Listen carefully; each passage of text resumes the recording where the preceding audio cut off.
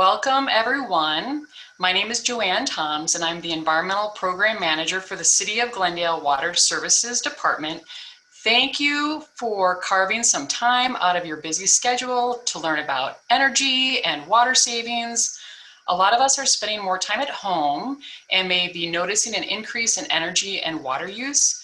The City of Glendale Water Services Department and SRP are teaming up to provide you with tips on how to save energy, water, and money at home while promoting comfort and livability. That's important. We want to be comfortable. We're super excited about this webinar, and we're glad that you're here with us virtually. Okay, so I'm going to go over this just a little bit slowly because this may be some people's first time using Zoom. So attendees will be muted, and the session will be recorded. You can type your questions, comments in the Q&A section, and we will read and respond to those questions throughout the webinar. The duration of this webinar is 1 hour. We want to be respectful of your time and have it end about 1. If you experience any technical difficulties, please contact City of Glendale staff. Sawyer Treese is on hand. His phone number is 623-930-3553. And here's his email. So I'm going to keep that up so you can jot that down. I'll read it. streese@glendaleaz.com. And then today we will follow up with the PowerPoint, resources, the recording, and a survey. If you complete the survey, we've got some great prizes. Not for everybody, we'll do this randomly, but we have a smart irrigation timer that is super awesome.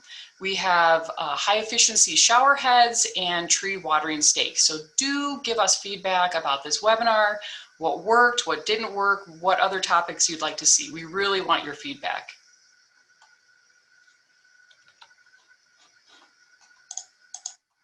Okay, let's go over Zoom attendee features.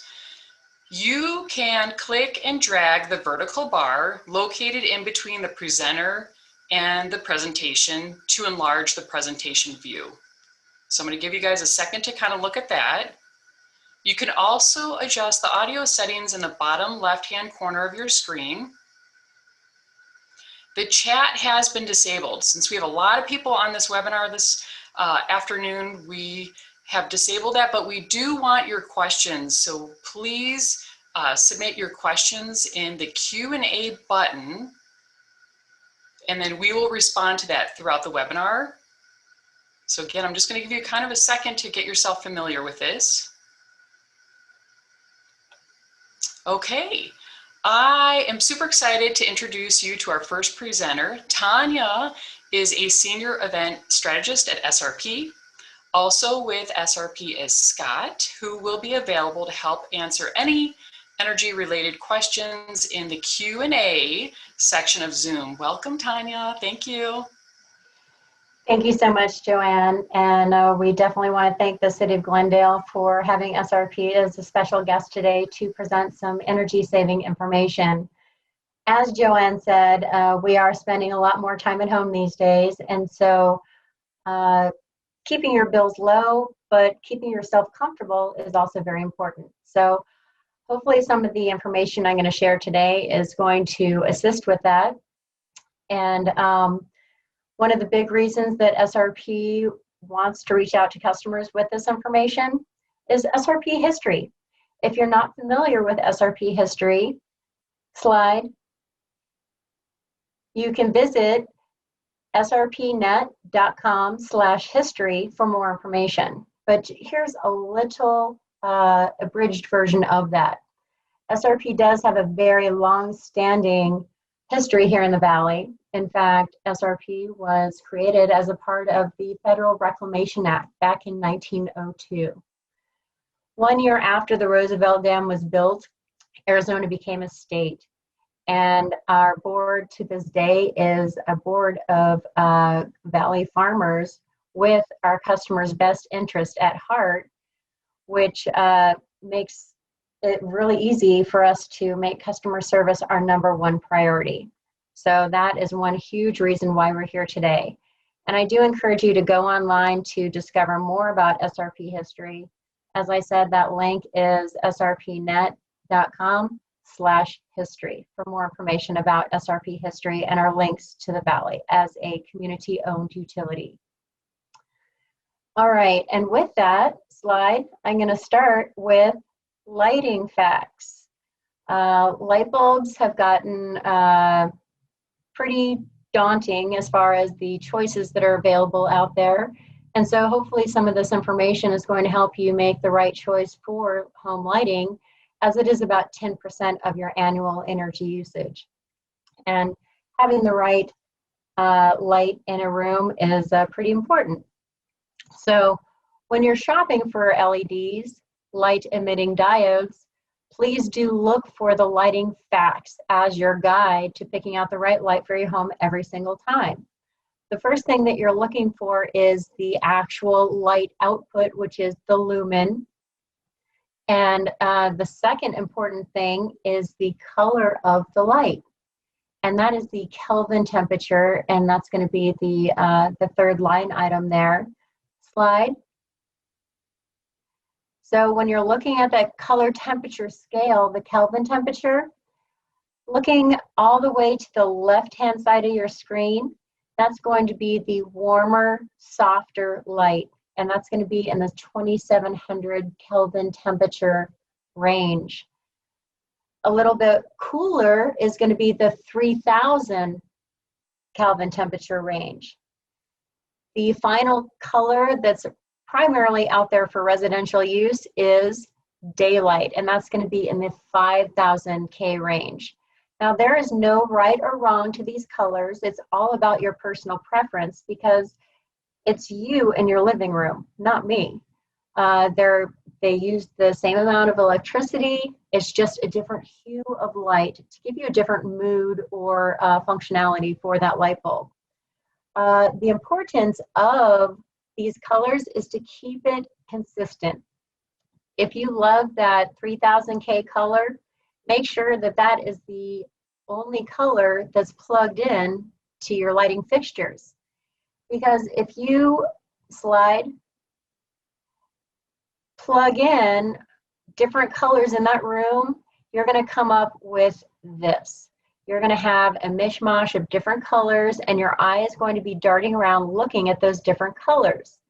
So look for the lighting facts to help guide your purchases, so you're not running around making returns, and you can find the right light for your home every single time. They do have many different shapes, styles, and base sizes. So if you're going to the store, why not take that old light bulb with you so that you can match it up? And so that is a little bit about lighting. It's definitely much more quality lighting that's out there nowadays.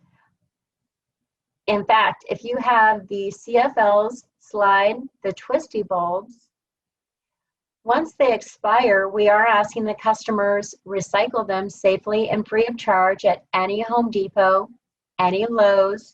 You can also visit savewithsrp.com and look in the lighting section to discover the ACE hardwares that have SRP's CFL Recycling program in them. There's about 20 throughout the Valley, but it's only in SRP territory. So be sure to check our website to make sure that that store is actually doing that recycling if you're going to ACE Hardware. The main reason that we want you to recycle these bulbs, there's trace amounts of mercury in them, so we don't want that going to landfill. So please do recycle those compact fluorescent light bulbs safely and free of charge. Slide. All right. So moving on to appliances, when you're shopping for appliances, always look for that Energy Star logo. It's a sign of efficiency. So, and by seeing that actual logo on the product, you're going to be assured that that item is going to be a lot more efficient than those that do not have that Energy Star logo on them. The Energy Guide, this yellow image to the left of the screen, that is actually in every single appliance by law, telling you about how much energy that appliance uses. Now, the appliances actually using water as well are going to be more water efficient when carrying this logo as well. So you're going to be more energy and water efficient. You'll also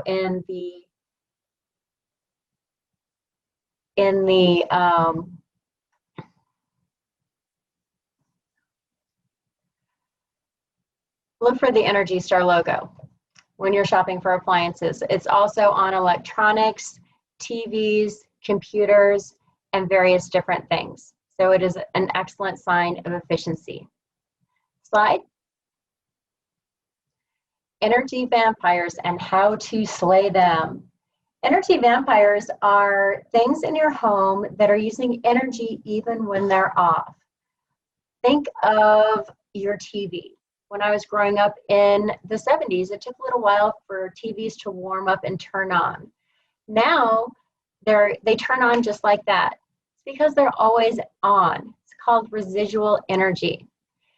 Something that I do, and it's a really good habit to get in the habit of, is unplugging those smaller appliances when you're not using them. Your toaster oven, coffee pot, your shredder, CD player, DVD player, any electronics that you're not using all the time, either unplug them from the wall or plug them into a power strip and then power that power strip down. As for TVs, if you're going out of town longer than a weekend, unplug your TV. You're going to save a couple bucks while you're on vacation. Slide. Air conditioners and filters. Air conditioners use about 51% of your annual energy usage. So making sure that you get your AC checked at least once or twice a year by a licensed contractor is a very good idea. And definitely look for utility rebates when purchasing a new AC. SRP has got great rebates featured on savewithsrp.com, and check with aps.com if you've got the other utility. Also, choosing the right air filter for that air return is important as well. Here are some examples of various different kinds of air filters that are available for purchase. The air filter all the way to the left of your screen, that's going to be the spun fiberglass air filter. Now, it's less expensive and it's very, very porous. And for that very reason, we do not recommend it.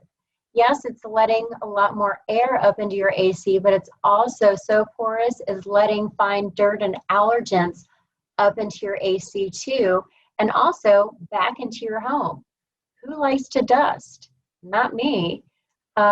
So with that, we do want you to focus on the mid-grade pleated air filter, which is the second air filter from the left, as well as the larger one behind the four that are featured. So the mid-grade air filter is also less expensive than some of the other filters I'm going to talk about in a minute.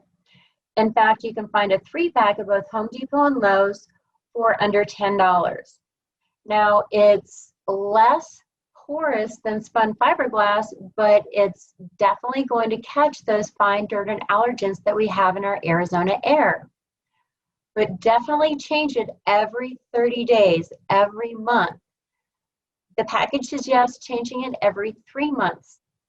Oh no, do not wait for 3 months to change this filter, especially in Arizona. That is a nationwide suggestion, and if they were doing a regional suggestion, they would agree with us that you do need to change it every month to keep your AC working efficiently and optimally. Now, the last two filters that are to the right-hand part of your screen, these are going to be high-performance air filters. Now, that means that they are going to not only be more expensive at the store, but they're also going to be more expensive at home in energy costs because they're so restricted. So be warned about those words high performance and stick to the mid-grade pleated, which, as I said, they have got a 3-pack of both Home Depot and Lowe's for under $10. Slide. What I do to keep myself thinking about every 30 days is I date it before I put it up in the air return. So as you can see, this is a filter that on the left that I've taken out and then dated the new one to put up in there fresh. If you happen to not have a new air filter and you've come to that 30-day mark, one thing that you can do to get yourself through until you get a new filter is grab your vacuum it out. That is not the solution. That is just designed to give you a little bit of time to get to the store to get some fresh filters. Slide. Thermostats. All right. So there are a few different kinds. There is the standard on-off, which we don't really recommend.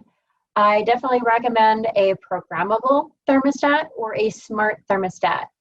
Both of these thermostats will allow you to maneuver any utilities, time of day programs with ease because you can set it and forget it. I actually use my programmable thermostat to help me pre-cool and coast through the 3 hours of on-peak time that I have with my EZ3 in SRP. And that's actually something that that we can talk about in the Q&A portion in a minute. But for the most part, smart thermostats are also a really fantastic idea. People really, really love this technology. Not only can you control it from your phone, you can control it from a different state because you are using your smartphone with that. Now, SRP has got a rebate of $50 per smart thermostat up to 2.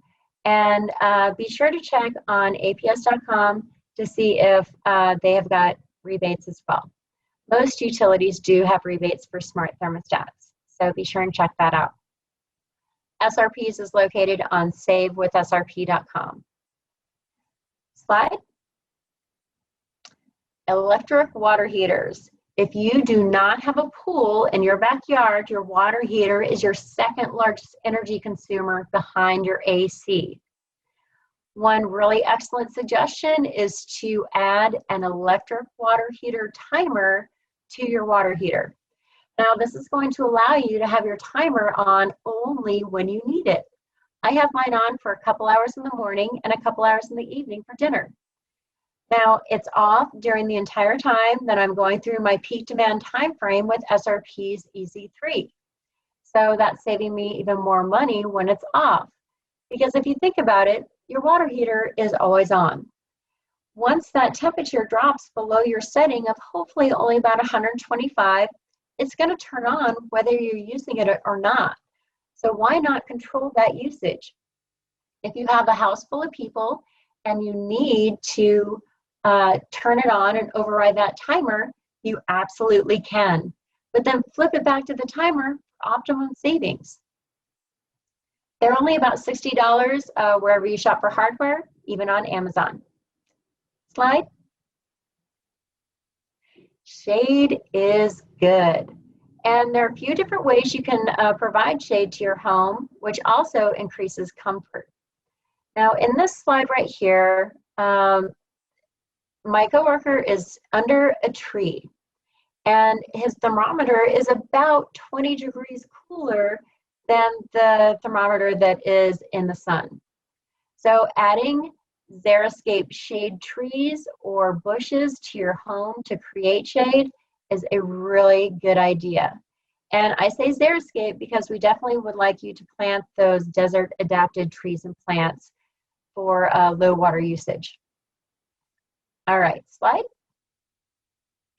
Shade screens. This is another great way to get shade for your home. And there are DIY videos, do-it-yourself videos on savewithsrp.com. If you don't wish to do it yourself, SRP does have a rebate for new and rebuilt shade screens of 80 cents per square foot. And you can also find that on the same website, savewithsrp.com. Now, the middle photo, shade screens up on a house, And then the photo all the way to the right of your screen is the air gap between the shade screen and your window. So the shade screen is doing a couple of things. Not only is it blocking your window from even having the sun touch it, but it's also creating that extra air barrier that the heat has to get through to get into your home. So as many barriers that you can create as possible is going to make your home more comfortable. In fact, adding shade screens to east or west side windows can help you save up to 25% on your cooling bill in the summertime. And it's definitely going to keep you more comfortable. One other way to put a little shade on that situation is by using a roller down shade screen. I've seen them available at various different locations: Home Depot, Lowe's, Costco, Walmart, various different retail locations. You can find those roller down shade screens. Slide. If you can't put shade screens up on the outside of your house or plant any Xeriscape outside, add some blackout drapes on the inside. For apartment dwellers, condo owners, people that might not be in their forever home, the blackout drape is a fantastic situation because it's inexpensive. There are various different colors and styles available, lengths, but this is going to keep the heat at your window source so it's not entering your home. It also keeps furniture and carpets from fading. So that's another added bonus for blackout drapes. You can find those at Walmart, Target, Home Depot, Amazon, lots of different sources for the blackout drapes. Slide. Sealing your home's envelope. Now there are many different types and mediums for weather stripping, and you can find these at your local hardware store. One of the easiest things that you can find there are outlet gaskets and light switch gaskets. Until people see them, they aren't even aware that they're in existence. And this is a piece of weather stripping that goes behind the faceplate on perimeter walls, behind either the light switch or the electrical outlet. So very easy and very inexpensive. One final thing that I'm going to touch on today before I turn it over and have a little survey question is this. I'm going to share with you some no-cost ways to save energy at home. So yes, of course, unplugging unused electronic items, very easy, costs nothing. Turn off the ceiling fan and floor fans when you're not in the room. It's cooling your body, not the air. Close your drapes when the sun is directly on it, and then open it back up to enjoy the sun's light for your home. Turn off the dryer setting in your dishwasher. Try not to fall asleep in front of the TV. If you think you might, perhaps put it on a timer. Match the right size pot or pan to your to the burner that you're cooking on. And finally,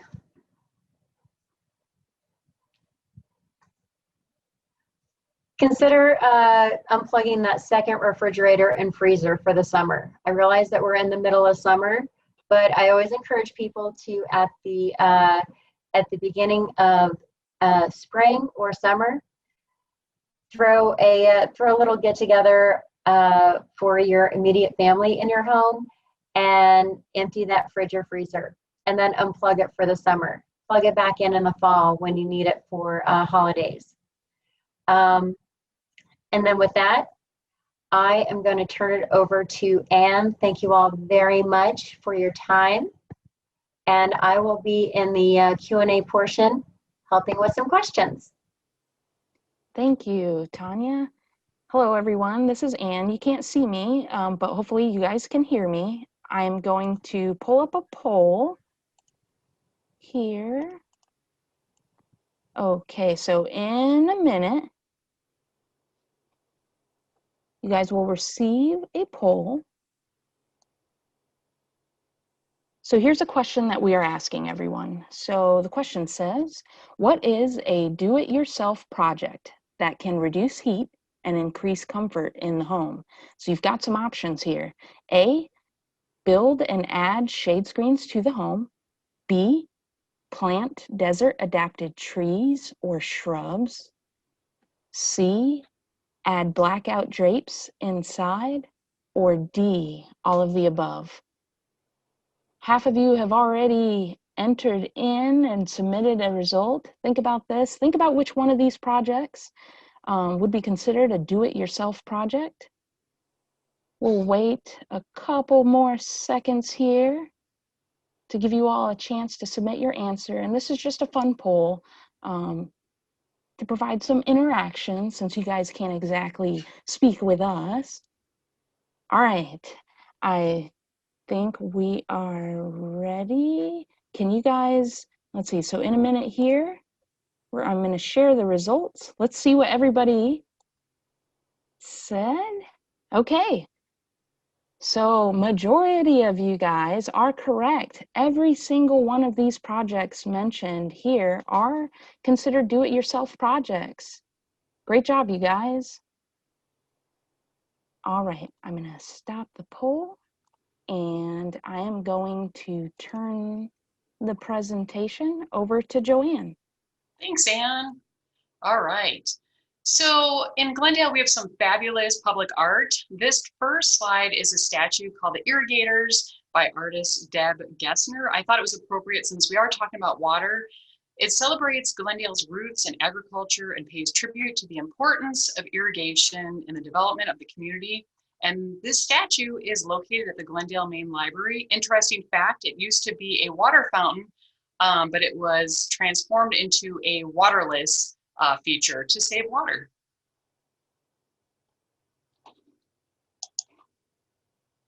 Sorry guys, I'm having a little technical difficulty with my slides. There we go. Glendale water history. Since SRP started with some of their history, Glendale would like to do the same. On February 25th, 1915, that was a long time ago, the town of Glendale purchased the waterworks property from Floyd Sign for $12,000. The system had 2 wells with a 10,000-gallon elevated wood tank, and what you see in the picture is a 25,000-gallon elevated steel tank, distribution pipes, and 160 customers. Just to give you an idea of the scale of the steel tank, you can see a person standing about halfway up on the frame. Pretty incredible. Well, fast forward 70 years later to when Glendale City Council adopted the Water Conservation Program in December 1984 and hired the first Water Conservation Coordinator in 1985. The newspaper article heading, Glendale Plugs Conservation to Reach Water Limit by '86, is about the city's goal to reduce its water consumption from 212 gallons per person per day to 199 gallons per person per day by December 1986. So water use, let's break it down. A big take-home message that I want for you today is to understand that more than half of our total water use is for outdoor purposes. So here is an infographic that shows a typical person uses about 120 gallons of water per day. Think about that, 120 gallons of water per day. About 55 gallons being used indoors and about 65 gallons being used outdoors. So again, for most of us, more than half of our water use is for outdoor purposes. The picture on the right is a traveling water tower, and that's made up of 120-gallon containers to show how much water the average person uses. And this travels throughout the valley. It's part of a campaign called Water Use It Wisely. This is an Arizona homegrown campaign. We're very proud of it. And SRP and the city of Glendale are both partners of that campaign. All right, so let's go into how to read your water bill. Now, if you want to know how your daily water usage compares with others, you can take your water bill and you'll see a number on there. And that number is your usage. It is in K or 1,000 gallons. So if it reads 11, you were using 11,000 gallons. Also keep in mind that your water bill is showing you the water usage in the preceding month. So your September water bill is really the water that you used in August, the month before. So in this example, the K gallons was 11, so 11,000. You divide that by the number of people in the house, so that's 3 people in the house, divided by the number of days in the month, 30, and that gets us to about 120 gallons per person per day. So that's close to what the regional average, which is 120 gallons per person per day. Okay, so let's go how to find your water meter. So what you should do is just walk out to the street. It could be where your mailbox is. If you have a community mailbox, don't look there because that's not where it's going to be. You'll see a metal lid. Look for that rectangular lid. You can actually open up the lid.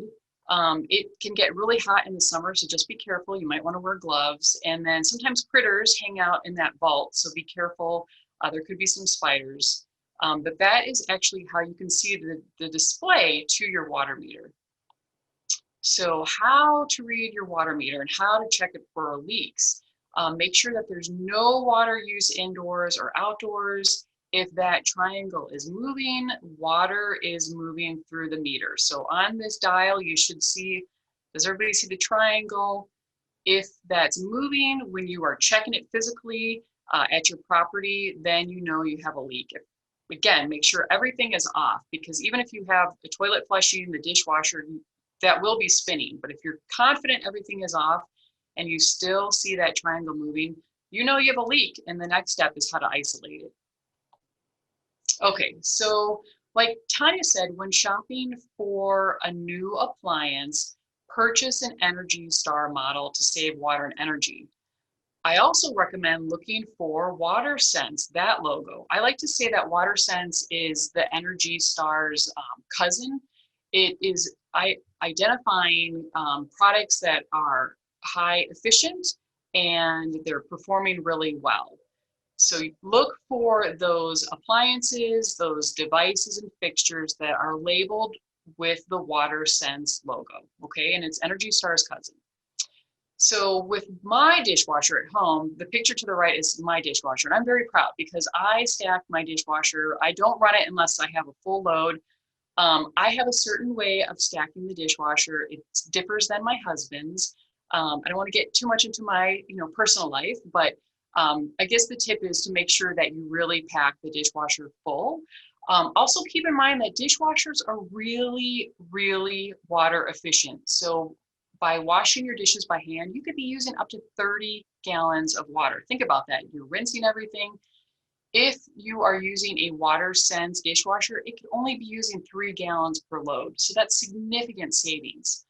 Other tips for in the kitchen would be to run your garbage disposal, really infrequently. If you can, compost. I'm a composter and my garden loves all of those kitchen scraps. Another tip is don't pour the fats, oils, and grease down the drain. That can cause sewer blockages, and that can just be expensive. And then also in your kitchen, check everything. Check the faucet, check the dishwasher, check the ice maker for any sort of leaks.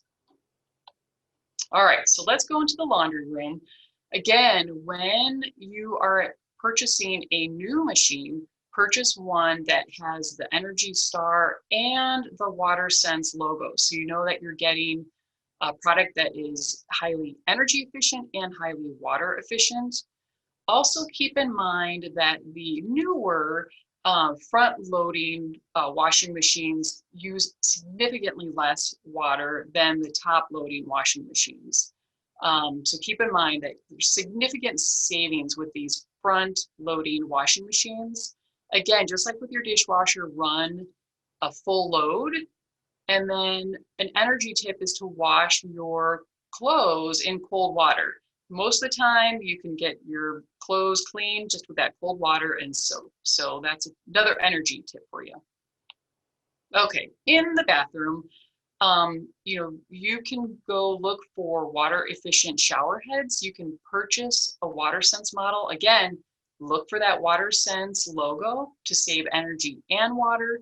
The standard maximum flow rate for shower heads is 2.5 gallons per minute. So think about that.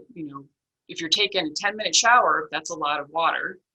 You can purchase shower heads that have a lower flow rate, such as the example that's shown in the picture, and that's at 1.75 gallons per minute.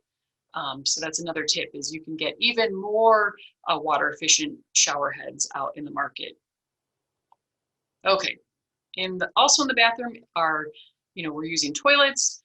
This is a toilet that I purchased for my 40th birthday. My house was built in 1979, and so I had some really old water hog toilets that were using maybe 5 gallons per flush. So this is called an ultra high efficiency toilet at 0.8 gallons per flush.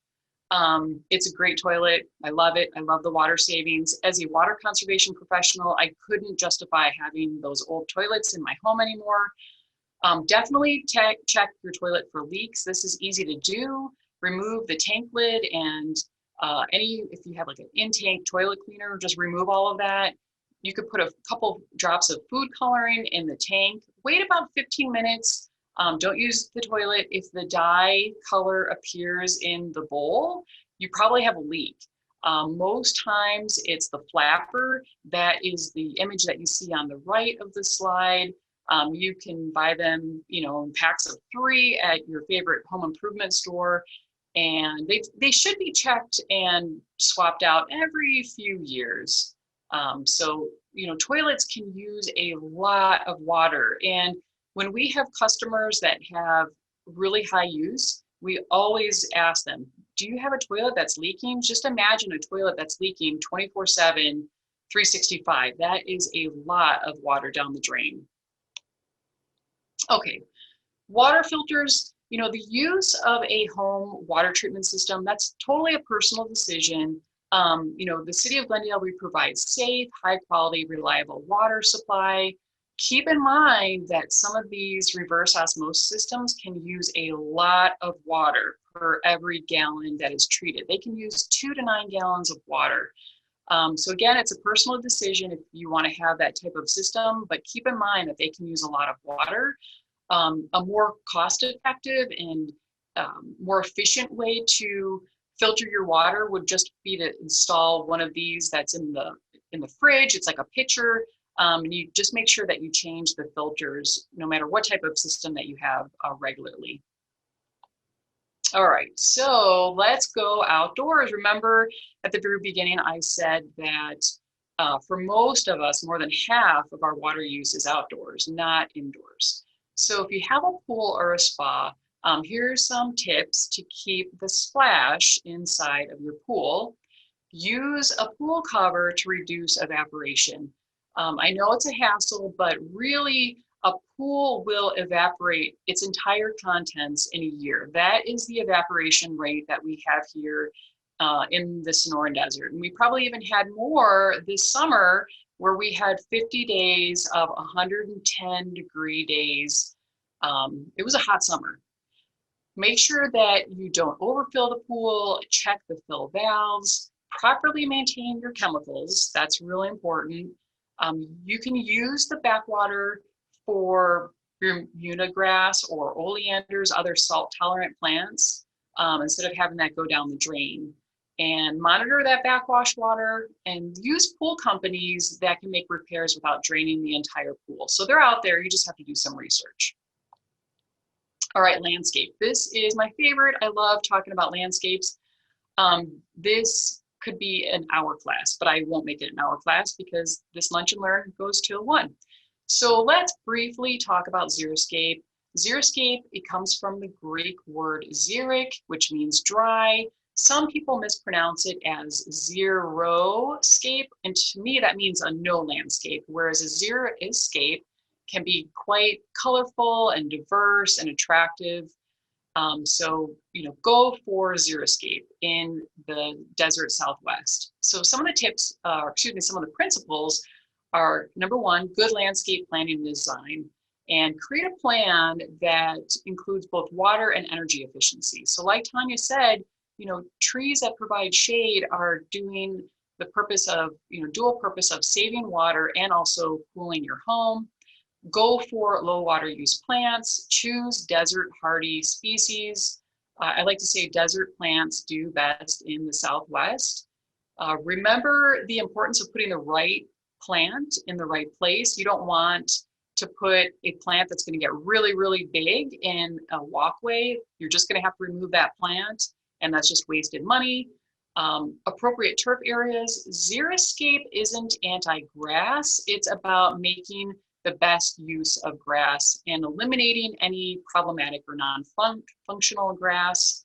Having efficient irrigation. You know, you can have a xeriscape and still waste water if you're not watering those plants correctly. It also includes soil improvements. So I say, let the leaves be. This is a picture of my yard. I allow a lot of leaf litter, and the leaf litter that decomposes and it adds organic matter to the soil and it makes for happier plants. Use of mulches. So mulch doesn't necessarily have to be wood mulch. It could also be rock mulch. And the point of having mulch is that it keeps the soil moisture inside the soil for the plants to uptake. And then of course, appropriate maintenance.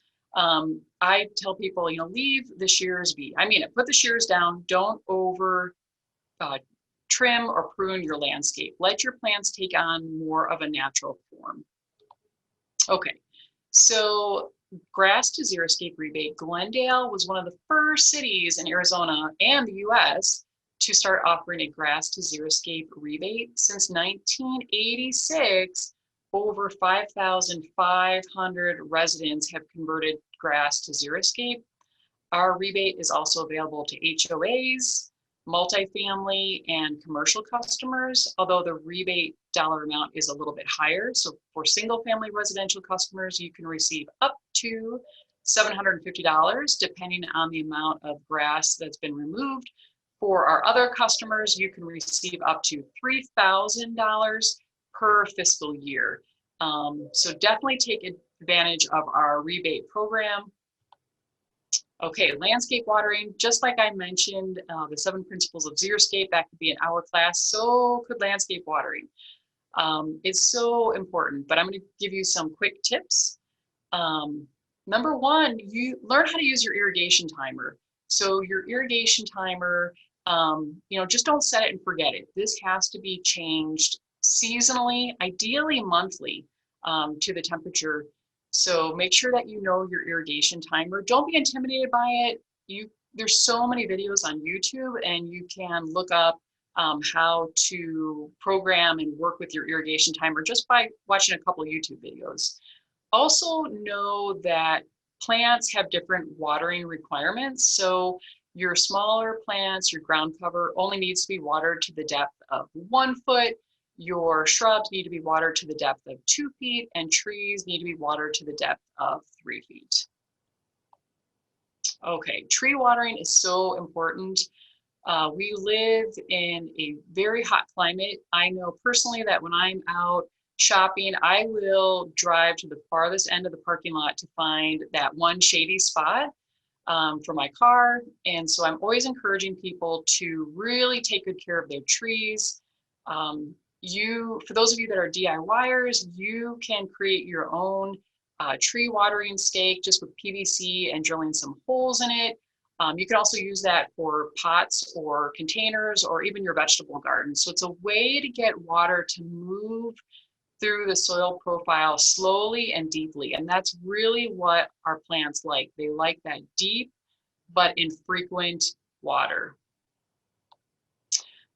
This is a picture of my backyard, so of my house. I collect my air conditioning condensate because it used to kind of be, it used to just drip on my patio and was creating a problem. So now I just have a barrel that I got from one of my neighbors, and that collects the air conditioning water, and then I just dump that into my lawn. So I'm really trying to make use of every drop of water. Rainwater harvesting. It's hard to talk about that this summer during the monsoon because we haven't had much of a monsoon. So this is a video that I took last fall of a tank. This is a 210-gallon tank where I'm collecting rainwater off of my roof. So it's just a quick video, so I'll play that. Let's see if it works.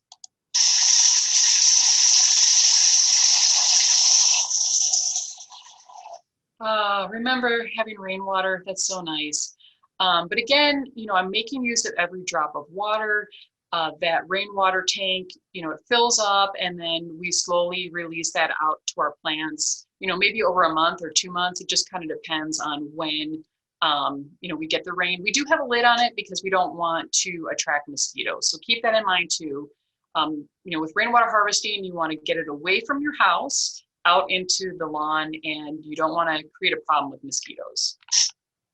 Okay, so Glendale has a lot of great resources. We have this pre-leak detection publication, and it's called the Smart Home Water Guide. It is available electronically. It can be on your tablet, it can be on your smartphone. For some of you that are old school like myself, I still like the paper guide. We can mail that to you in Glendale, and we'll have information at the end on how to get a hold of us. But I still like the handheld publication and flip through that. And what's nice is that you can take it, through your yard to try and find and identify those various leaks, and indoors too. And then we also have all types of other publications on how to have a beautiful xeriscape landscape. The landscape plants for the Arizona desert that showcases over 200 low water use plants.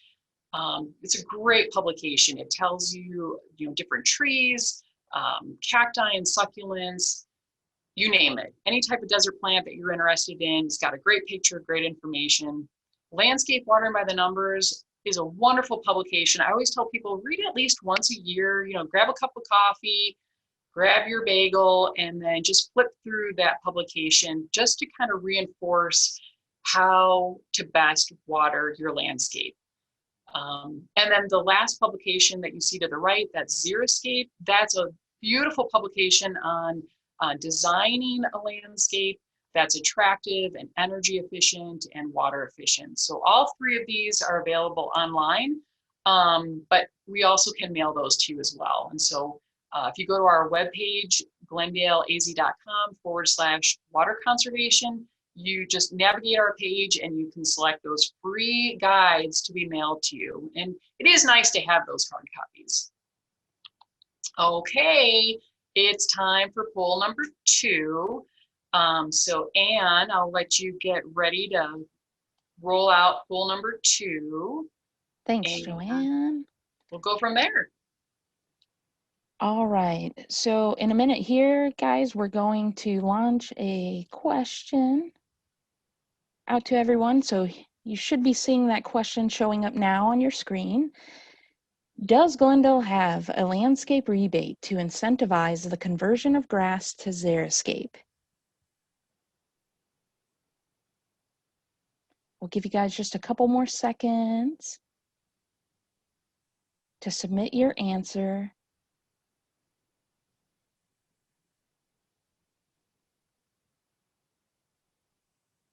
All right. Got a couple more folks polling. So does Glendale have a landscape rebate to incentivize the conversion of grass to xeriscape? Yes or no? Good job. All right, everybody, let's go ahead. We'll share the results. Great. This means everybody has been paying attention. Everybody got this one right. Yes. All right. Thank you, you guys. All right, Joanne, I'm going to turn this over to you. Thanks, Anne. That's awesome. I want to say about 3 years ago, we had a resident who converted the 100th acre of grass to xeriscape in Glendale, and we made a big deal about it. And it was just really cool to see that collectively over, 30 plus years, that much grass had been converted to desert landscapes. So We're super glad that people take advantage of that program, and that's what it's there for, is to help you improve your water efficiency, but yet still have a really nice landscape. Okay, so just a reminder, you will receive an email after this webinar. Please fill out the survey for a chance to win one of the following, and these were donated. So we really appreciate our partners for donating these items: a Rainbird Smart Irrigation Timer. And again, don't be intimidated by the Smart Irrigation Timer. There's a bunch of videos that you can watch on YouTube on how to install and program your irrigation timer. We have Evolve Technologies shower head, and then the deep drip watering stake. So if you fill out the survey, we will select randomly people to then mail these items out to. So we want your feedback on this webinar. Really want to thank you for attending this webinar. I want to thank our partner SRP. Thanks to Ann and Sawyer for help with IT issues and the Q&A. And I'm going to turn this over to Tanya for the SRP Summer of Savings. So this part is just for SRP customers, sorry, APS customers, but we are in our final week of SRP Summer of Savings promotion. So this is going to conclude next Monday on September 7th. So you've got a little time to enter this code. There's a special code specifically for today that you can enter along with a little bit of your SRP information on srpnet.com/summer, and the code is L as in Larry 5529. So good luck, everyone. Awesome. Thanks, Tanya. That's a really cool opportunity. So we're going to keep this slide up so that you can write down websites and phone numbers. We'll stick around till 1 to answer any questions again in the Q&A section. So last week I attended a webinar training, and the instructor advised us to end on a positive note. So for those of you that are new to Zoom, kudos to you for learning a new platform, for maybe getting out of your comfort zone.